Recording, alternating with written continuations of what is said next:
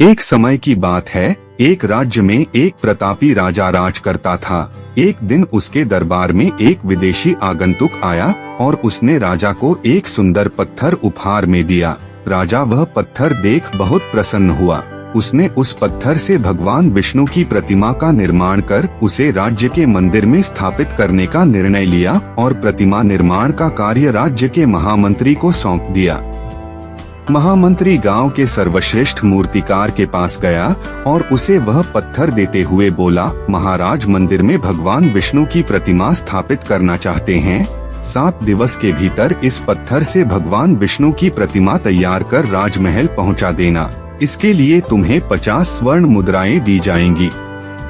50 स्वर्ण मुद्राओं की बात सुनकर मूर्तिकार खुश हो गया और महामंत्री के जाने के उपरांत प्रतिमा का निर्माण कार्य प्रारंभ करने के उद्देश्य से अपने औजार निकाल लिए। अपने औजारों में से उसने एक हथौड़ा लिया और पत्थर तोड़ने के लिए उस पर हथौड़े से वार करने लगा, किंतु पत्थर जस का तस रहा। मूर्तिकार ने हथौड़े के कई बार पत्थर पर किए, किंतु पत्थर नहीं टूटा।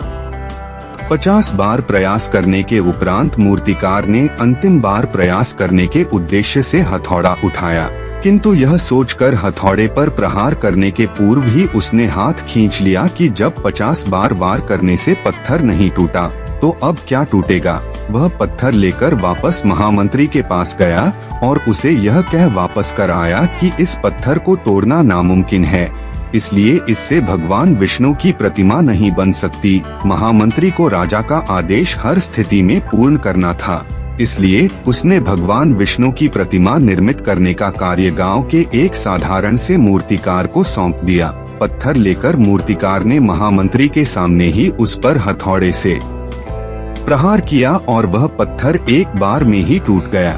पत्थर टूटने के बाद मूर्तिकार प्रतिमा बनाने में जुट गया। इधर महामंत्री सोचने लगा कि काश पहले मूर्तिकार ने एक अंतिम प्रयास और किया होता तो सफल हो गया होता और 50 स्वर्ण मुद्राओं का हकदार बनता। कहानी से सीख।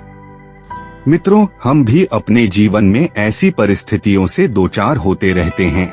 कई बार किसी कार्य को करने के पूर्व या किसी समस्या के सामने आने पर उसका निराकरण करने के पूर्व ही हमारा आत्मविश्वास डगमगा जाता है और हम प्रयास किए बिना ही हार मान लेते हैं।